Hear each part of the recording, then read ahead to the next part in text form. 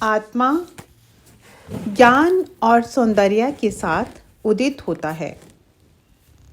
यह शरीर तो मर्य है, मुर्दा है, इस समय भी मुर्दा है। जब इस शरीर को अर्थी पर उठाकर जलाने के लिए ले जाया जाता है, उस समय यह शरीर जैसा मुर्दा होता है वैसा ही अब भी है, परंतु इस समय यह मुर्दा इसलिए नहीं दिखता क्योंकि इंद्र अर्थात आत्मा ने अपनी चेतनता, अपनी सुंदरता इसमें बसा रखी है। हे इंद्र आत्मन, जब यह शरीर सुषुप्त अवस्था में होता है तब तुम ही इसमें से अपनी जागरण शक्तियों को समेट लेते हो, अपने में खींच लेते हो। अतः तुरंत हमारा चलना फिरना, बोलना आदि सब व्यापार बंद हो जाता है। सदा चलने वाले मन के भी सभी संकल्प विकल्प बंद हो जाते हैं। यह शरीर जड़वत हो जाता है और जब तुम फिर अपनी जागरण रश्मियों को शरीर में फैला देते हो तो फिर मनुष्य उठ बैठता है, सोचना विचारना शुरू हो जाता है। मनुष्य फिर चलने बोलने लगता है। इस अकेतु शरीर में फिर चेतना दिखने लगती है।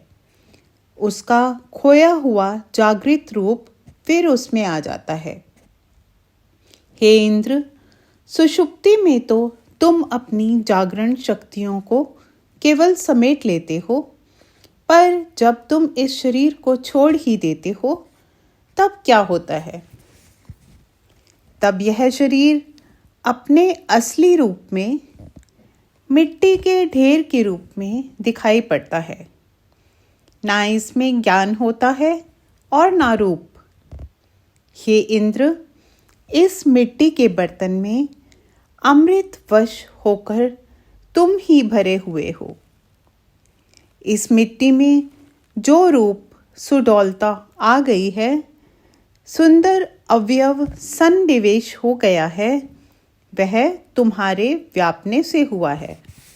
और इस मिट्टी की मूर्ति में शव की अपेक्षा जो इतनी चेतनता दिखाई देती है वह तुम्हारे समाने से ही हुई है।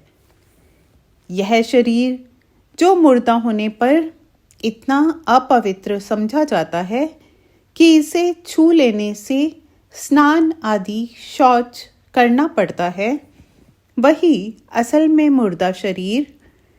हे पावन इंद्र, इस समय तुम्हारे समाये रहने के कारण तुम्हारे पवित्र संस्पर्श से इतना पवित्र हुआ है, तुम्हारा इतना अद्भुत महात्म्य है।